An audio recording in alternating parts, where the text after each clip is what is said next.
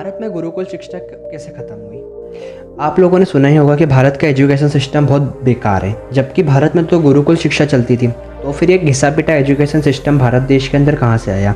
तो आइए जानते हैं इस पूरी वीडियो में। भारत में पहले गुरुकुल शिक्षा प्रणाली थी और गुरुकुल की शिक्षा का फोकस एक्सटर्नल ग्रोथ के साथ साथ इंटरनल ग्रोथ भी होता था, क्योंकि गुरुकुल के अंदर कोई ऐसी वैसी पढ़ाई नहीं होती थी। वहाँ पर एक ऐसी नींव रखी जाती थी जो आपके जीवन को पूरा परिवर्तित करके रख देती। वहाँ पर वेद, वेदांत, उपनिषद, तर्कशास्त्र, धार्मिक ज्ञान के साथ साथ एस्ट्रोनॉमी, मेडिकल, फिलोसॉफी, साइकोलॉजी और ऐसे ही 18 चीज़ें पढ़ाई जाती थी। और इसी समय में युद्ध कला, राजनीति, personality development, agriculture, maths, science, discipline, yoga और कई भाषाएं सिखाई जाती थी। और ये सब एक व्यक्ति के जीवन को पूरी तरीके से बदल के रख देती थी। गुरुकुल किसी भीड़भाड़ वाली जगह से दूर किसी शांत जगह पर होता था और गुरुकुल में शिक्षक और छात्र दोनों एक साथ रहकर शिक्षा हासिल किया करते थे। और छात्रों को शिक्षा हासिल करने के लिए गुरु के आश्रम में ही जाना पड़ता था, भले ही अब वो किसी राज्य का राजकुमार भी क्यों ना हो। और यही वो समय था जब किसी को भी बिना रोक टोक के शिक्षा हासिल करने का अधिकार था। बाद में समय के साथ साथ जाति के आधार पर शिक्षा दी जाने लगी और यही शिक्षा प्रणाली बहुत समय तक चली। इसके बाद गुप्ता साम्राज्य में शिक्षा प्रणाली में बहुत सारे बदलाव आए।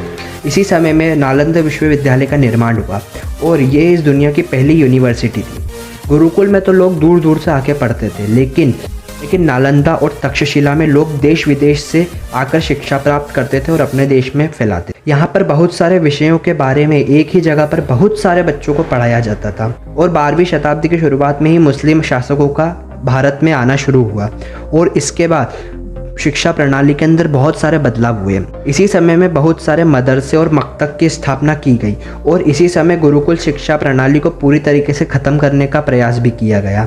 इसी समय खिलजी भारत आया था और नालंदा विश्वविद्यालय को तबाह कर दिया था। आपको अगर नालंदा विश्वविद्यालय के बारे में जानकारी लेनी है तो आप मेरी ये वीडियो देख सकते हैं। इसमें मैंने पूरे अच्छे से बताया है नालंदा के इतिहास को। और यही शिक्षा प्रणाली 18वीं शताब्दी तक चली। लेकिन इस समय में गाँवों में तो गुरुकुल शिक्षा प्रणाली चालू ही थी और फिर अंग्रेज़ों का शासन शुरू हुआ और अंग्रेज़ों ने मॉडर्न एजुकेशन सिस्टम बताते हुए भारत में शिक्षा प्रणाली के अंदर बदलाव करना शुरू कर दिया। और फिर सन 1858 में इंडियन एजुकेशन एक्ट लागू किया गया लॉर्ड मैकॉले के द्वारा। लेकिन इसे लागू करने के पहले उन्होंने एक सर्वे कराया था जिसमें उन्होंने 2 लोगों को अलग अलग भेजा, एक को नॉर्थ और एक को साउथ। और फिर पता चला कि भारत का जो लिटरेसी रेट है वो नॉर्थ में 97% है और साउथ में 100%। और फिर इसके बाद गुरुकुल को आग लगा दी गई, गुरुओं को बहुत मारा पीटा गया और ये बकवास एजुकेशन सिस्टम हमारे माथे थोप दिया गया। क्योंकि अंग्रेज़ों को कोई स्किल्ड वर्कर्स नहीं चाहिए थे, उन्हें सिर्फ एक मशीन चाहिए थी जो सिर्फ काम करे बिना सवाल पूछे। और गुरुकुल में इसका विपरीत होता था। गुरुकुल के अंदर एक सवाल दिया जाता था और उसका उत्तर छात्र को ही ढूंढ के लाना होता था, जिससे बच्चों का दिमाग तो खुलता ही था, साथ ही साथ नए प्रश्नों की भी उत्पत्ति होती थी। लेकिन इस एजुकेशन सिस्टम में हमको सवाल के साथ साथ जवाब भी दे दिया जाता था, जिससे हमको मेहनत करने की ज़रूरत ही नहीं पड़ी। हमें सिर्फ एक ही चीज़ की ज़रूरत थी, वो थी याददाश्त की। जिसकी जितनी अच्छी याददाश्त वो उतना बेहतर।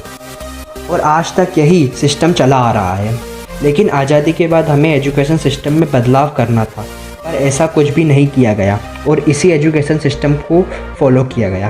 और आज तक हम यही एजुकेशन सिस्टम पढ़ रहे हैं। लेकिन कुछ सरकारें हैं जो अब एजुकेशन सिस्टम में बदलाव लाने का प्रयास कर रही हैं। लेकिन अब हमें देखना है कि जो शिक्षा गुरुकुल में दी जाती थी वो अब इस भारत देश के अंदर कभी आ पाएगी कि नहीं। वीडियो अच्छी लगे तो वीडियो को लाइक और चैनल को सब्सक्राइब ज़रूर करें।